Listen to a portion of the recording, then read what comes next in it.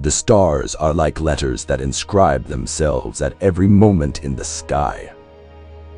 Everything in the world is full of signs.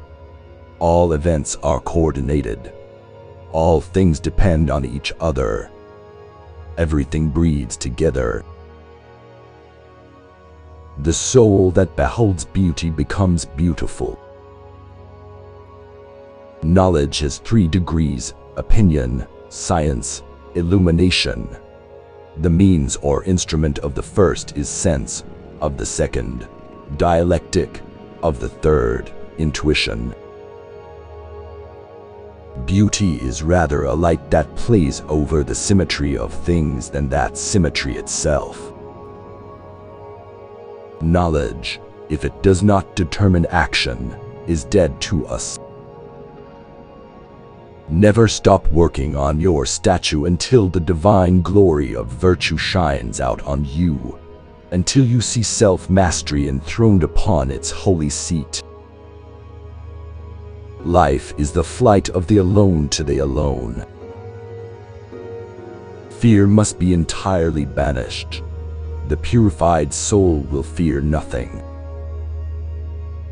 Never did I see the sun unless it had first become sun-like, and never can the soul have vision of the first beauty unless itself be beautiful. Mankind is poised midway between the gods and the beasts. Withdraw into yourself and look.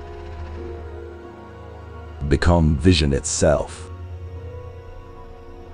The world is noble, harmonious, and good. There is one and the same soul in many bodies. Knowing ourselves, we are beautiful in self-ignorance. We are ugly. Each one of us is part of the soul of the universe.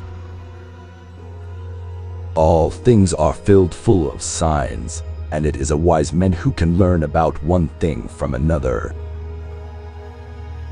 We are not separated from spirit, we are in it. It is in virtue of unity that beings are beings. God is not external to anyone, but is present with all things, though they are ignorant that he is so. You can only apprehend the infinite by a faculty that is superior to reason. Being is desirable because it is identical with beauty, and beauty is loved because it is being. We ourselves possess beauty when we are true to our own being. Ugliness is in going over to another order. Knowing ourselves, we are beautiful. In self-ignorance, we are ugly. It is precisely because there is nothing within the one that all things are from it. The soul in its nature loves God and longs to be at one with him in the noble love of a daughter for a noble father, but coming to human birth and lured by the courtships of this sphere, she takes up with another love, a mortal, leaves her father and falls. Withdraw into yourself and look, and if you do not find yourself beautiful as yet, do as the creator of a statue that is to be made beautiful. The sculptor cuts away here, smooths there, makes this line lighter, this other purer, until he or she has shown a beautiful face upon the statue. When we look outside of that on which we depend, we ignore our unity. Looking outward, we see many faces. Look inward, and all is one head. If a man could but be turned about, he would see at once God and himself and the all. The soul of each one of us is sent, that the universe may be complete. One principle must make the universe a single complex living creature, one from all. Nature is but an image of wisdom, the last thing of the soul, nature being a thing which doth only do, but not know. I am striving to give back the divine in myself to the divine in the all. In this state of absorbed contemplation, there is no longer any question of holding an object in view. The vision is such that seeing and seen are one object, and act of vision have become identical.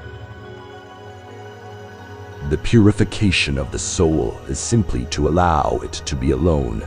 It is pure when it keeps no company. He who has not even a knowledge of common things is a brute among men. He who has an accurate knowledge of human concerns alone is a man among brutes. But he who knows all that can be known by intellectual energy is a god among men. We must not run after it, but we must fit ourselves for the vision and then wait tranquilly for it, as the eye waits on the rising of the sun, which in its own time appears above the horizon and gives itself to our sight. Those who believe that the world of being is governed by luck or chance and that it depends upon material causes are far removed from the divine and from the notion of the one. Knowing demands the organ fitted to the object. Bad men rule by the feebleness of the ruled, and this is just. The triumph of weaklings would not be just. Self-knowledge reveals to the soul that its natural motion is not, if uninterrupted, in a straight line, but circular, as around some inner object, about a center, the point to which it owes its origin. We ourselves possess beauty when we are true to our own being. Ugliness is in going over to another order. Wherever it lies, under earth or over earth, the body will always rot. The proof of the mightiest power is to be able to use the ignoble nobly, and given formlessness, to make it the material of unknown forms. It is bad enough to be condemned to drag around this image in which nature has imprisoned me. Why should I consent to the perpetuation of the image of this image? When one has achieved the object of one's desires, it is evident that one's real desire was not the ignorant possession of the desired object, but to know it as possessed, as actually contemplated, as within one. To make the existence and coherent structure of this universe depend upon automatic activity and upon chance is against all good sense. To set oneself above intellect is immediately to fall outside it. Every evildoer began by despising the gods, and one not previously corrupt, taking to this contempt, even though in other respects not wholly bad, becomes an evildoer by the very fact. One jests because one wants to contemplate. Those incapable of thinking gravely read gravity into frivolates which correspond to their own frivolous nature. If someone with the right conduct tries to attain to something that lies outside of it, is his goal not the right conduct? This cause, therefore, of all existing things cannot be any one of them.